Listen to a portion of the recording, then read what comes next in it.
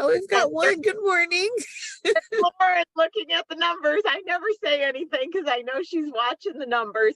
In fact, I was just speaking before the show. I said I'm going to have a new attitude about technology. I am going to state this openly every time. If anything happens and we get booted off, we will reschedule and be back. I realized I was trying to control technology. I know everybody's laughing right now going, okay, Lori, you can do a lot, but controlling anything is impossible, and technology is definitely not. So I always wake up on this pins and needles like, oh my God, what if something happens? And I decide, you know what? No more. We come back every week. We'll just reschedule. So that's my newest statements to everybody. We're here till we're not, and then we'll be back. How's that? You know, Lori, on that note, I'm going to go ahead and get started. I don't think you could have begun this webinar any better. Can you see everything okay? I sure can. Right. As everyone continues to come in, let me go ahead and jump into this intro. My name is Lauren Simpson. Good morning to you all. Thank you for joining us. So I work for the SBDC, or the Small Business Development Center, and that's a national program with over 1,000 locations across the country. And we offer no-cost services to local small businesses through some funding through the SBDC. But the SBA, as well as GoBiz. And so essentially your tax dollars have already taken care of our fees. So all of our services are free to you. So for the Los Angeles network, we represent the Los Angeles, Santa Barbara, and Ventura counties. You can see those physical locations on the map in front of you. Some locations, or I should say most of them, continue to meet via phone or Zoom. So you'd have to check in with each of them to see if whether or not you can actually walk in. That said, we have locations in Camarillo and Santa Clarita, over to Pasadena, as well as out in Laverne, throughout Los Angeles, the South Bay, all the way down into Long Beach. So again, if you're in any of those counties, Los Angeles, Santa Barbara, or Ventura, please be sure to get in contact with us. You'll want to do so, again, because we offer no-cost services to you.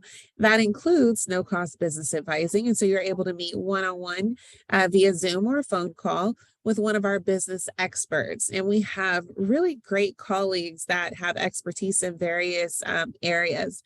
I'm talking marketing. If you're looking to just start your business and you're looking at business planning, they can help you create one. If you are a handyman and you're looking to go into construction, we have an expert for you in that arena.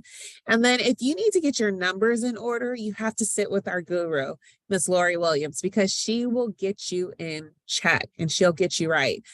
Numbers scare me. I'm sure they scare a ton of you, but please know that Lori is amazing. And then we also offer virtual trainings. Our virtual trainings are comprehensive workshops that assist you in beginning, adapting, or growing. So again, please be sure to get in contact with us to learn more about our resources. Now, I keep telling you to get in contact with us. Here's how.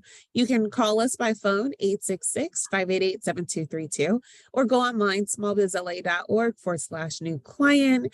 If you are outside of the Los Angeles, Santa Barbara, or Ventura counties, please go to americassbdc.org/find your SBDC. With that, I'm going to quickly stop my screen share. Lori, quick housekeeping before you get started.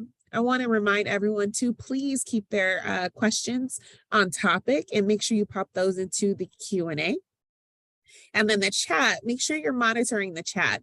It's our party. And so if there is any commenting or anything that you would like to add in there, please check in there. I'll also be sharing links. So if you'd like to get in contact with Lori, I'll drop my email in there, and I will have our special guest contact in there as well. So with that, Lori, I'm going to kick it over to you. Good morning to you. Good morning to you. And you know, numbers can be a friend or an enemy depending on the relationship you have with them. It's no different than anything else in life. And my goal is to have everybody have a relationship of transparency with their numbers. Okay, guys, let's first get through some of the things I want to talk about. Lauren's going to put the same thing from last week. I know I'm doing a repeat slide here, but these links to the IRS website, any anywhere from starting a business all the way down to closing a business. They're very good links. They go through detail with each of the steps you have to take. And each week I'm speaking to somebody that hasn't followed the proper document or filed it, etc., and are in some kind of an issue with it. So I want to make sure you guys have these links. I get links, or I should say I get probably 10 emails a day from the IRS being registered as an enrolled agent. And I have to say that a lot of their websites are very easy to read. You don't have to have a level of knowledge to understand them. So out of the 11 plus emails I get, I look through them. And if there's something that I can share that can be a benefit, that's where I grab them. So in case you ever wondered where am I getting all these links from, that's where. Speaking of numbers, my financial literacy series, I've decided to repeat it throughout the summer because it's so popular. I've changed the times a little bit, helping maybe with kids on vacation, etc. And then I also have my legal structure tax advantage webinar coming up at the end of May. This is an important one for anybody that does not understand the legal structures and the taxation. There is so much information out there that is just not correct. I keep getting people say to me, I formed an LLC from a sole prop to get a tax advantage. There's no tax advantage, guys. So it's real important to understand this and get it straight from the horse's mouth, the IRS and the government, which is what I'm giving you the information from, before you go down a road that is not warranted. Now, upcoming shows, next week, we got our favorite Randy coming back, who's also a frequent flyer. She's going to talk a lot about what she's learned over the last year and mentioning what she's learned and being exposed to small biz talk as well. Andrew Cohen is the owner of Work Better Now. He's one of our previous guests as well. I wanted him to come and give an update on the business, how it's doing, little inside, doing extremely well. And what is interesting is Work Better Now uses, I'm just going to say for right now, freelancers, outsource freelancers, and then supports customers. So it's a really kind of business model for today's technology and world. And it's really fascinating. He'll be delving into that a bit more. And we have a new guest coming at the end of May, Nadia, and she owns I'm going to say it, I may be wrong. She'll have to correct me when she comes on. I think it's Test Deck, but it's a nonprofit legal services agency. I hadn't really had anybody come on the show yet to talk about legal type questions and issues. So I thought it was a good time to bring somebody on the show. So she'll be coming on May 31st. Now, let me delve into today's presentation. One of them I'm very excited to present. Created in 2009 and located in Southern California, Arnels Originals is a unique gluten-free, kosher, organic, non-GMO baking mix company that produces 5 different baking mixes, which can make virtually anything that flour makes. At age 56, Arnel stepped in the business world for the first time, and she started Arnels Original. With limited financial resources, Arnel took one small step at a time and thoughtfully grew her company. Very important words to me. You know, I'm always telling you, you build a company one step at a time. These overnight successes are Hollywood sensations of speak, not truth. Well, recently, Arnel was even able to successfully sell her company. That's a lot in an entrepreneurial journey. Welcome, welcome, Arnel, to the show. I'm so glad to have you here today. Hello, Arnel, everyone. do you feel like a little bit like, whoo, that was a whole lot for you to go through in a short period of time?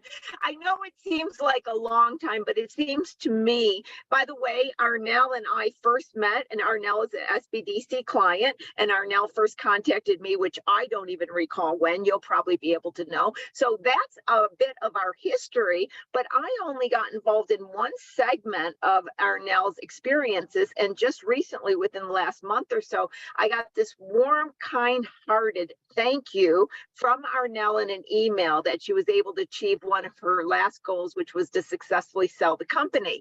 And right when I read that email, I shot back immediately. Arnel, I got this show. You got to be on the show. You got to come talk to us about it. You got to tell us about the entrepreneurial journey. So before we get started in the company, I love for our audience to know what the inspiration was behind the company. How did this whole thought process even begin? In 1996, I was an exasperated mom with two little munchkies, a 4-year-old and a 6-year-old, two girls, covered with eczema, and something was just wrong. I just didn't know what to do. They weren't sleeping. They weren't really growing very well. They were tiny little munchkies. And so a friend that I knew, a breastfeeding mom, told me she thought that my girls had food allergies. Well, okay, what do I do at that point? So I figured out how to put them on an elimination diet to see which of the 11 foods I was testing was bothering them, if any. And through that, I discovered that gluten was huge, even though they were sensitive to a few other things. And then I just kind of moaned because, well, what do you feed your children? I never heard of the word gluten, really. I just kind of knew it was wheat. So I started figuring out how to feed them. And it took me about 8 years, but I came up with a loaf of bread that was soft and tasty. And friends told me that we're on a gluten-free diet also, that I just needed to get it out there. So, by this time, my daughters were like 14 and 16 years old. And so I pondered over that. And then I decided, okay, when the last of the children were like, I guess my daughter was in high school, probably her last year, I thought, okay, let me walk into this world, even though I was a teacher and then I'm in the medical profession. I make artificial limbs for amputees. So I knew nothing about business, except I have a good head and a lot of energy. Yeah. And an engineering brain. Yeah, and back in the time when your daughters first experienced that, you're right, gluten, I don't even think we knew the word gluten back then, Arnel. It seems like a very common word today, but I had so many friends that I met along the way that were experiencing health issues and had no clue, and then simply removing gluten changed their life significantly. So I can only imagine with having two young daughters and the fear you had trying to figure out what it was. Now, your desire to then bring it to the market was one of those aspects where people make a choice that suddenly helps so many people, because gluten by that point was something that people became aware of, but the choices, especially in, if I could say, the baked goods arena, were not very extensive at all. You basically ate something you didn't want to eat because it didn't taste good at all. So what people love to hear, Arnel, is that bridge that seems like a small one, but it's the huge one. You get the thought and you say, I'm going to go into the market, but then you've got to make the beginning wheels start materialize. How do you go about making the mix? Where do you go from there? And that's still some time ago. So can you go back in that world and tell me like how you first made the materialize? That was a lot. Because I have an engineering brain and a strong science background, I realized that gluten, which is the stretchy part of wheat that makes it taste so good, that's satisfying, sink your teeth into, when you can't use that, you have to blend flours in a certain way, starch flours, protein flours, nut flours, and seeing how they behave, what holds it together, what gives it a softness. And so that's my brain. So when I started, I literally walked into my local health food store, Lassen's, spoke to the manager, and he just looked at me and said, yes. And I only had 2 mixes at the time. Soon I added a third. I only had the bread mix and an all-purpose flour, and then I added a pancake mix. And you should see the packaging. It was like in a little see-through plastic bag with a computer printed label I slapped on. It was very primitive. And then it just grew from there. Then I made a cake mix that makes any flavor cake, and it doesn't have sugar, so add your own sweetener. And lastly, I made a pizza crust mix. So learning how to source your ingredients, wholesale, cut your costs, it's basically using your brain to think about how to do the best job you can and how to get the resources you need. You know, and what you just said, which I think this is an interesting point, is that at first, our conversation up to now was a heartfelt need to help your daughters and then bring a product to the marketplace. And then in the audience, you can notice Arnel had to then say to cut costs, to, you know, you're now thinking business terms. So there's that bridge that all entrepreneurs have to take between what was the passion, but now I got to take and step back and think in a business capacity to get this into the marketplace. And it's just a fact. I've helped so many entrepreneurs that just wanted to save the world. And then I go, well, you can't save the world if you're broke. You got to start thinking in what it takes to get into business. I'm going to go on a second part of that conversation. But before I go, I like to ask this question to everybody. Tell us about the first sales. Where did you go? How did you start getting people to purchase? Sometimes it's through flea markets, sometimes it's in a small store. Where was your humble beginnings for making the sales? Well, after that, I did do the farmer's market, a couple of farmer's markets, because I didn't only have the baking mixes, I did do fresh products for the farmer's markets, so people would know what it tasted like. But I also went into Whole Foods, nervous as could be, shaking like a leaf. Went up to a person, found the manager, who was in his 60s or so, with a big, long gray ponytail down to his tush. And I asked him what it would take to get into Whole Foods. And he's giving me the website where you have to apply and all of this sort of stuff. And I said, well, I have some fresh samples of what they make. He says, all right, come with me. So we go walk way in the back. And I gave him a taste of the bread and some cookies and such that I made.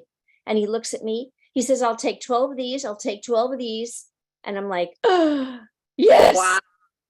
Wow. You know what?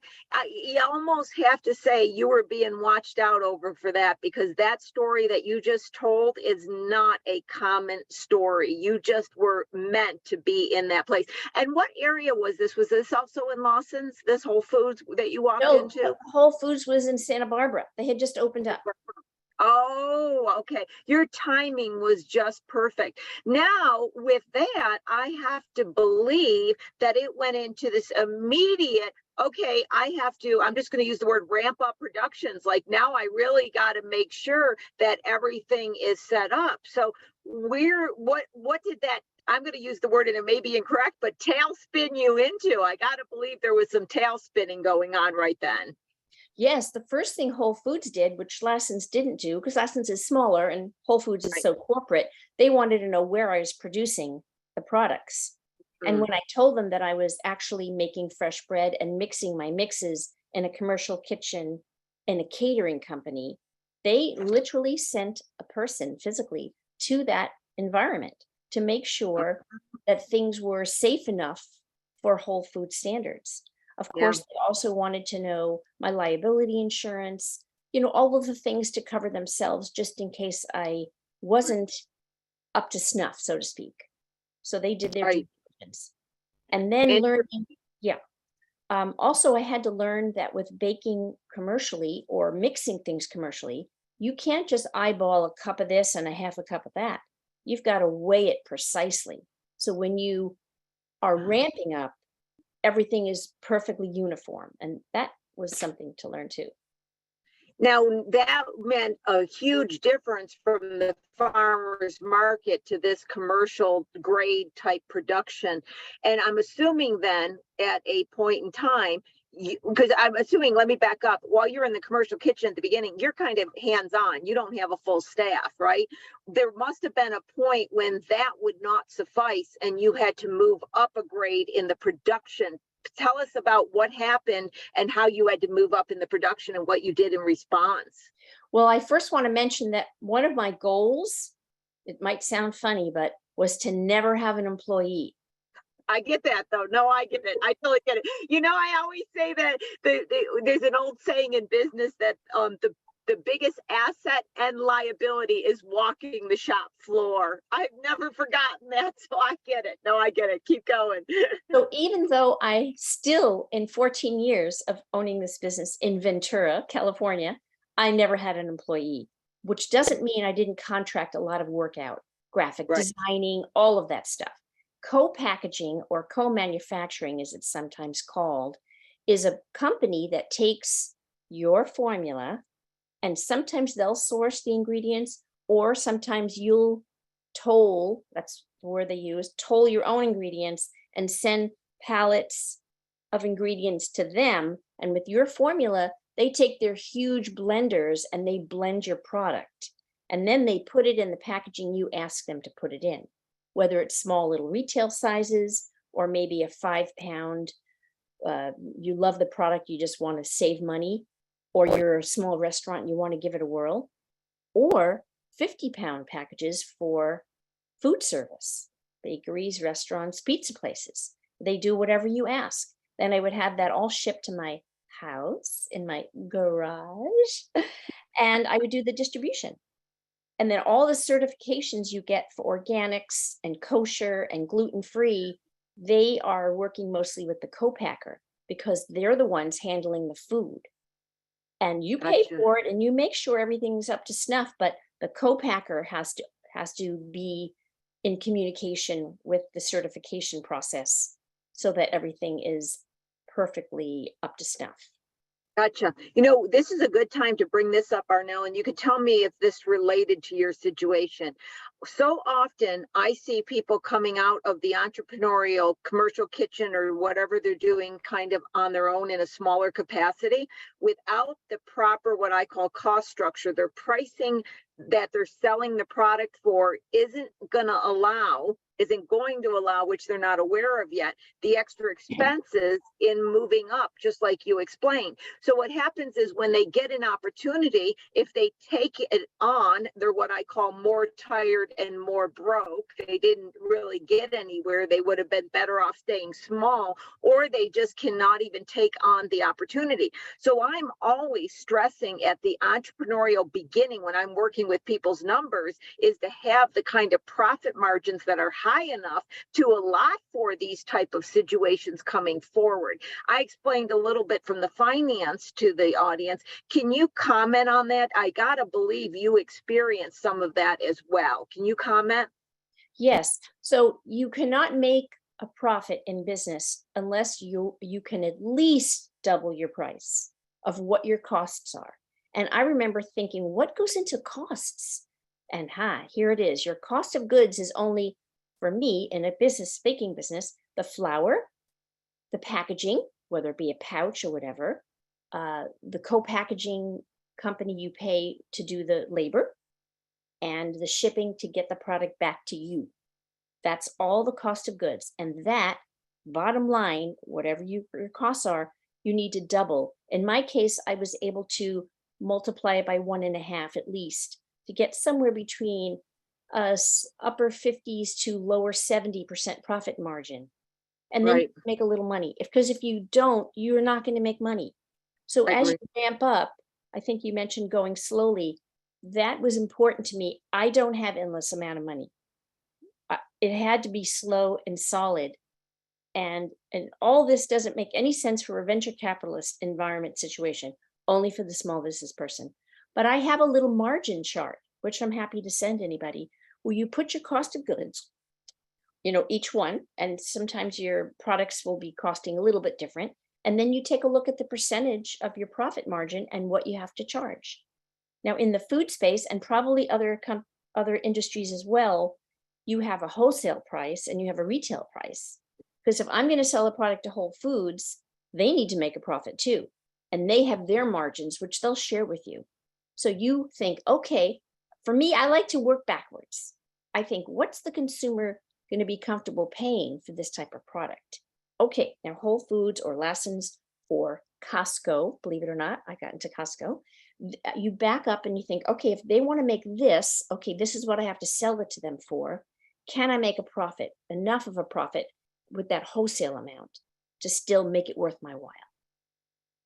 Hopefully that Oh, answers. these are such excellent points. Lauren, if you can throw in the chat, the two things that I think we're talking about that are so key is the slow growth and understanding your profit margins. And Arnel, I do the same thing with people. I go the opposite because they're looking at opportunities. You had a specific one in mind, but I'm sitting there and I'm looking at the benchmarks and say, you can't sell below this profit margin. You just can't. So unless you can find something within this profit margin, you can't get involved in it. And the other thing that you mentioned, Arnel, that making enough profit and this not being the venture capitalist world, I like to express to people is that so many, especially those, we can both say those younger than us, we're both, up there in age, right? Those younger than us, they've been fed, no pun intended, we're talking about bake mixes, but they've been fed this belief that they come up with an idea and a venture capitalist is going to come and all this. And, I hear it every single day.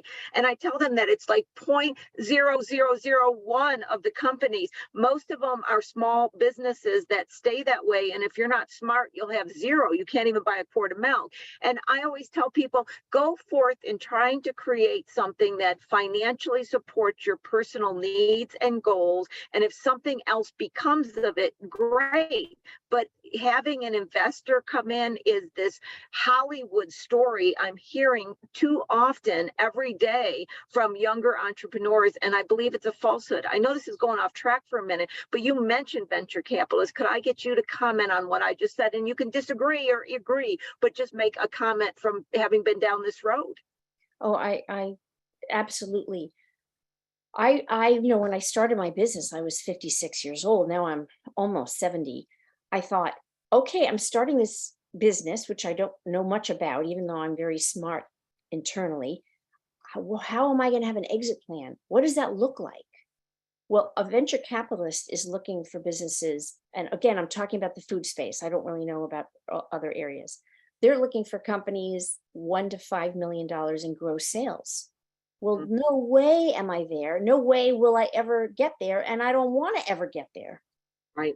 My gross sales when I finished was about $125,000 a year.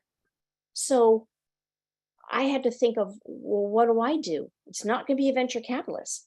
So I decided to reach out, and I got a lot of guidance from SBDC, from SCORE, from people that I met through the Specialty Food Association, all free, kind information.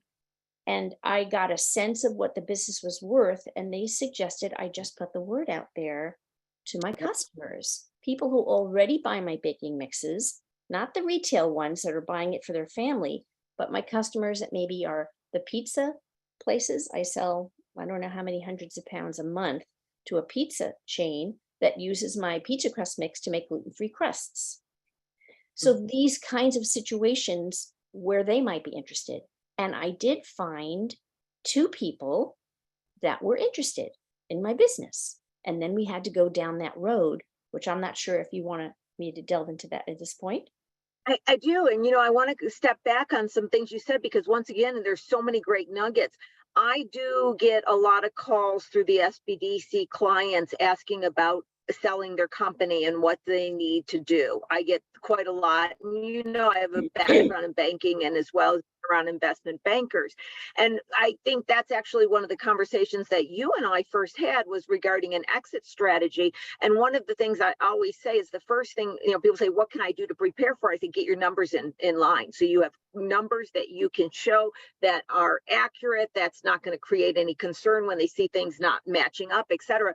But the second thing I tell people is that going through some broker and having your business sold, although it does happen, the first thing you want to do is reach locally, reach out to your customers, reach out to your vendors, reach out to your suppliers, reach out to everybody, because there could be a relationship that is much more valuable and they're more willing to pay a higher dollar amount than just somebody buying the company, because it's the old song that I think you're going to know what I'm talking about, that you got the roller skate, I got the key. It's the combination of your business with their business makes it more valuable than somebody just getting the business. And that is the best place to start, just like you said. So once you found somebody, that's when it gets really involved. I mean, I've gone through this process with many.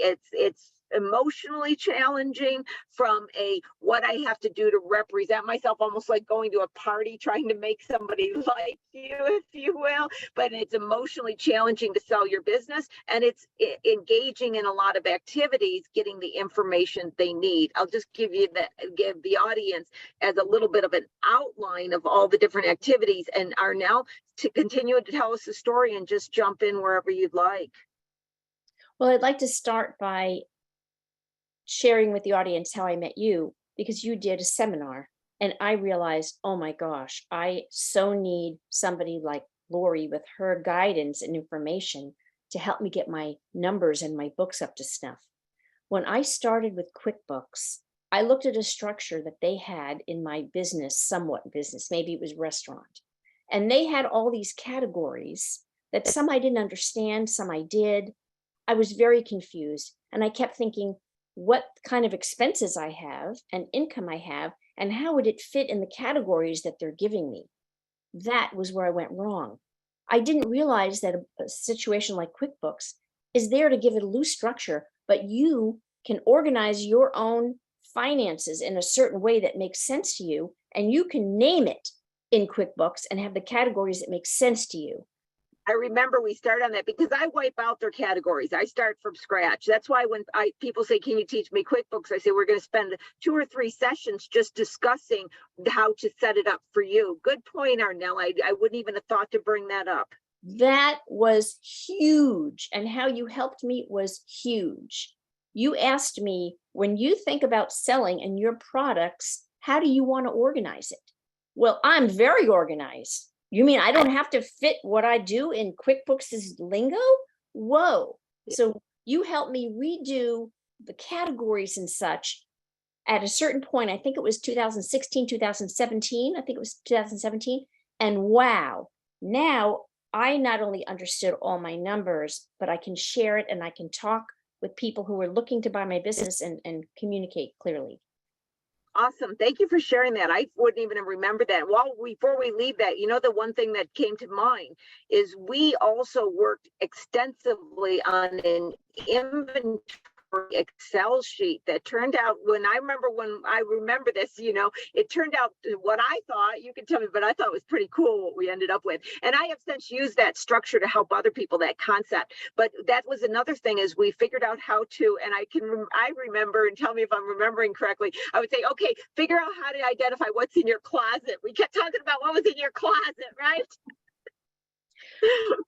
I realized shortly after that keeping track of inventory was kind of useless for me, because it's all in my garage or in my blending where I'm storing everything. I mean, heaven forbid the authorities come and, what? She had it in a garage. But hey, it's Southern California. The weather's very beautiful in Ventura. Yeah. So, audience, don't tell anybody that, it was in her garage. We're going to keep that all amongst ourselves. And what was in the garage was 50 pounds of flour in a poly bag with a cinch tie in a cardboard box, lined up, taped. Everything is so completely sanitary, but nonetheless. So inventory, it wound up not being helpful to me. So I just kind of nixed that.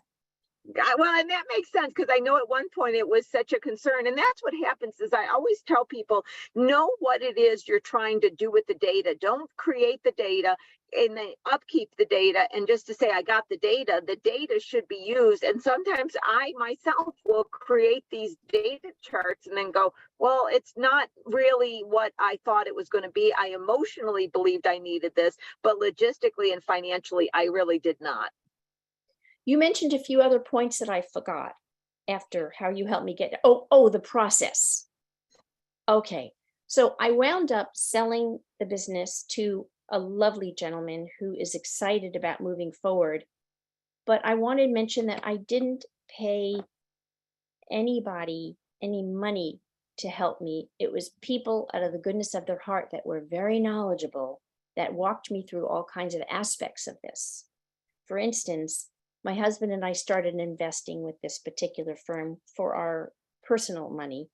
Well, he offered to help me as a business guide all the way through. And he was incredible, because I've never done this process called selling, and I don't really understand what it all means and what's all the paperwork about.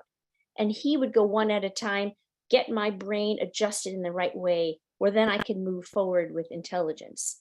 I also used an organization called Legal Shield, which Okay. is a legal entity I pay monthly, like $30 or $35 a month, to have access to a lawyer that goes over contracts and paperwork on my behalf, You've which is what used I that use. for some time, haven't you? Because I thought I've heard Legal Shield before, and I think it was from you from years ago, correct? Yes, correct. And Okay. there's many agents of that. I use a Nancy Chaconis. I've been so happy with her. But with that, I would run it by this particular lawyer who I like a lot in my general LA community. And he would say, oh, you forgot to this, you need to add that, restructure that. You mentioned this 3 times, consolidated under that area. It was like invaluable. So that was how I got my legal guidance. I downloaded forms like business agreements and promissory notes and security agreements from like Rocket Lawyer LA or whatever. There's a few of those kinds of things. And then I ran everything by the lawyer with the business person that was guiding me, and then valuating your business. I That's was pretty gonna bring interesting. that up. I was going to say, if you are comfortable, could you talk about the valuation process? Because that is the one that is the most nebulous and confusing to people. And I answer a lot of questions on that every single week. So walk us through the valuation process. Yikes. I probably had 4 different people evaluate my business. One was a business broker that was hoping that I would use her to sell the business. She was doing me a favor, and she said she would only take $12,500 as a fee as a I, broker. I'm like and thinking to myself, that's not an option. But she no, evaluated it.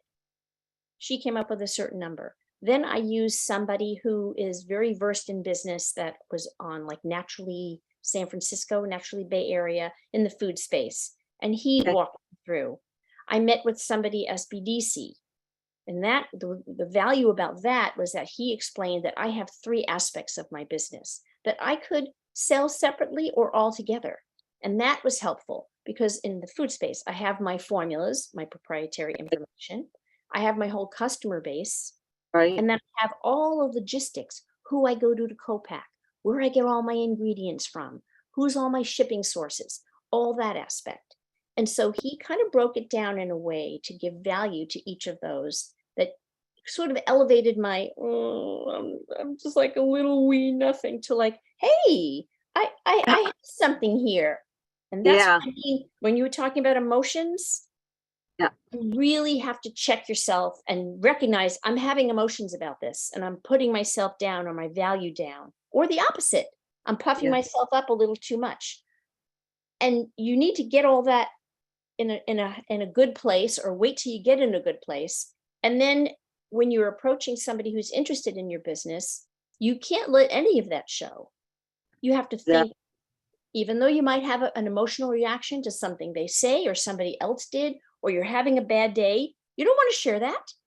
You want to right, stuff it, because that's not an opportunity. This is not a best friend you're working with. This is a person who has their livelihood on the line, and they want to see your confidence, knowledge, and there's a level of trust that you build together, because there are so many parts about a business that is so unique to your situation. They don't have a clue what it all is, and they're shrugging their shoulders about all the information they don't have yet, and they can't right, really grasp until they say yes. And so the fact that they trust that you are honest, that you are dependable, you are going to do what you say you're going to do, and you are in it with them for whatever they need for the time of the transition, which is where I am right now. And I don't think Brian for a minute doubts that I am his partner to getting this business to the next level wherever he wants to take it. I am all in with him, and he knows that. I think that helped him make the leap to say, I'm ready to sign. yeah, very well said. You know, when it comes to big venture capitalist deals, they don't have the emotions. They got historical data and they've got all this stuff that they base it upon. But when it comes to small businesses, it really is a relationship with the buyer and the seller that must be intact. Now, one of the things that you said, Arnel, is that they're trying to figure out and get their hands around all of these different, I'm just going to use the word capacities for right now, capacity to produce, capacity to sell, capacity to have the customers buy again. And that is going to be the foundation of the value of them purchasing it, but yet they're not in yet. So what I always see is there's this challenge between trying to share enough information in the financial form as well as introductions to the people in the relationships, but not make the people in the relationships afraid that you're selling when you don't know if you're selling yet, right? So what is it that you can share with us about that whole unraveling of the business model? Did they have to know who the co-packer was? Did they need to look at some of the contracts with maybe one of your big retailers? What did that aspect look like in the relationship and the detail and the having to share with a stranger slash friend if at the time?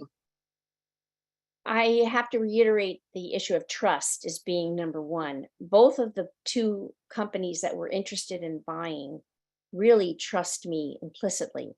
They've known me for a few years, one for like 6 years, one of my customers, and they knew they could count on me to be honest, basically. So the first thing I did was we signed a non-disclosure agreement, an NDA, back and forth. Yeah.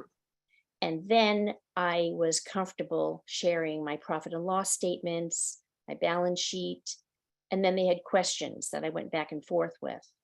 At that point, when they were still both interested, and then we're also talking about price, Right. which is never a hardcore thing, but you have a sense of what it would be worth it for you to sell.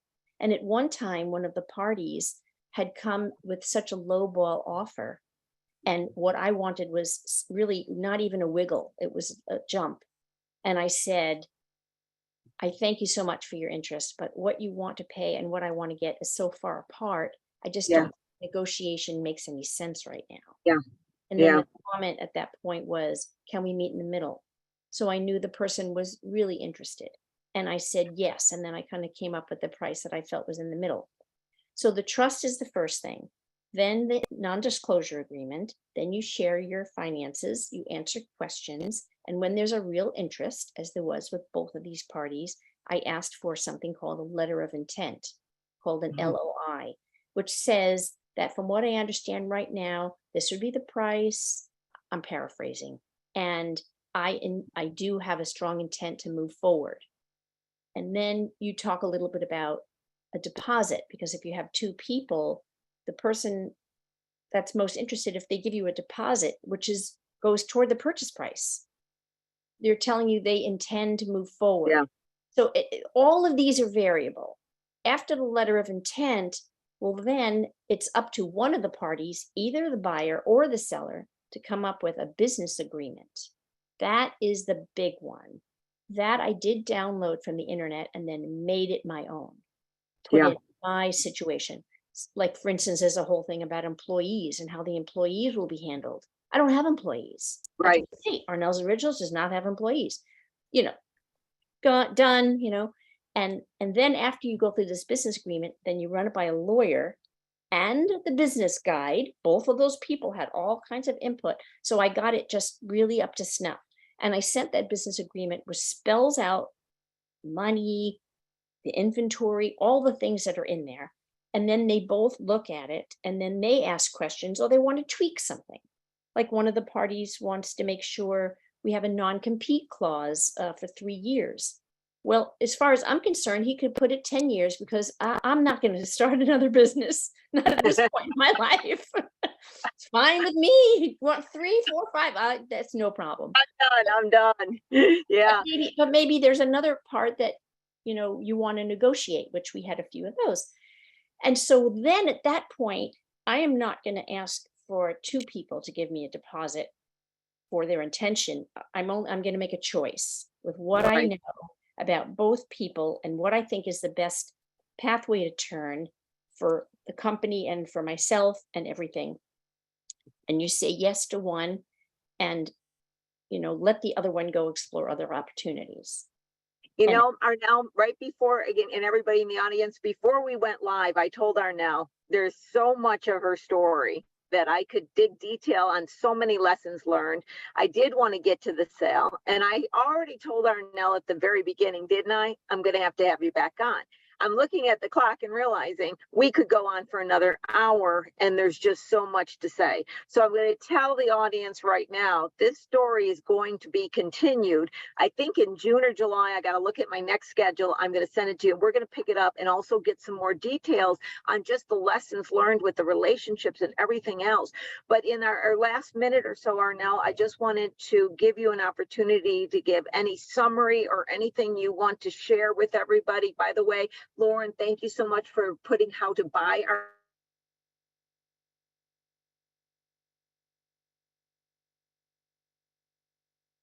I lost you, Lori. I thought she froze. She froze. Hi, Lauren. You and I. Hello. I think what she was going to say, or what she was trying to say, was she was just thanking for having your contact information in the chat, everyone. It's Arnels Originals Incorporated. You can see her URL to her website. So go ahead and click it and it'll take you there. I just clicked it to make sure I was putting in the right thing, and I'm starving now. Like, the pictures are delicious.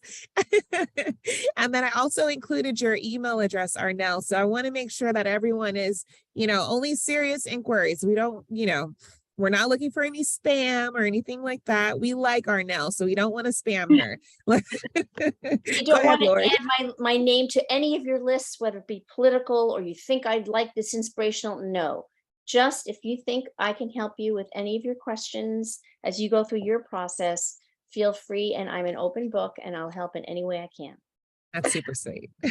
Awesome. Well, thank you for filling in. I just disappeared suddenly. I don't know where I went, but I disappeared and then I came back. It's kind of like magical. I always say there's magic fairy dust in my world, and now technology proves that. I disappear and then I rematerialize. So Arnel, thank you. Like I said, you're going to get a follow-up email with some dates. We got to come back. I told you, Lauren, it was going to be a story that needed to go on and on. It wasn't going to be ending from there. I knew that already. So thank you for bringing us out with where we are today, Arnel. She's going to be back on, everybody, so we can hear more and fill in the details. So with that, Lauren, I know we got to do a hard stop or we're going to get kicked off again, and I don't want that to happen. So I'm going to say goodbye to Arnel. Arnel, I want to give you a chance to say goodbye as well. Goodbye. And yes, somebody asked me a question. This is for the creative cook to bake everything him or herself. Yes, that's what's amazing. And there's cooking videos on the website and everything. Oh, and by the way, I wandered into Lawson's years ago. It was when we were working, and there I saw Arnels Originals on the shelf. It was pretty cool because I was working with her at the time, and then she said, Lawson's, I happen to be in that area. I'm like, wait a minute, I'm in the store. So I went down to the basement, and there was her beautiful packaging. So it's only in Ventura Lessons right now. I pretty much took out of retail and went to food service, but that's another story. Oh, well, wait, we're coming back for that. We're coming back. Okay. We're not going to miss any of this. I know there is so much to fill in the blanks. This was just the preview of what's to come. So Lauren, thank you as always for being here, filling in when I magically disappear and reappear. Are now to be continued. Thank you. And everybody, thank you so much for joining us live. To all our frequent flyers, thank you for being here, and thank you for tuning in to another awesome Small Biz Talk with your host, Lori Williams. See you next week. Bye. So everyone, go ahead and check that chat. I want to be sure that you have Arnel's contact. I also put a link to our products, and I think I'm going to go ahead and get this pizza crust, guys. I think that's what's going to happen, so I can make it with my kids at home. But for all of you, please be sure to check out Arnel's website and all of her goodies. I'm seeing pancakes, all purpose, buckwheat. I love buckwheat waffles personally. And I'm seeing make a cake your way. So check it out. I know I will be. Arnel, thank you again. I can't wait for part 2 of this discussion. I think it's going to be awesome. Bye-bye. Thank you. Take care. We'll see you later. If you guys want to get in contact with Lori, my email is lsimpson@lbcc.edu. That's in the chat.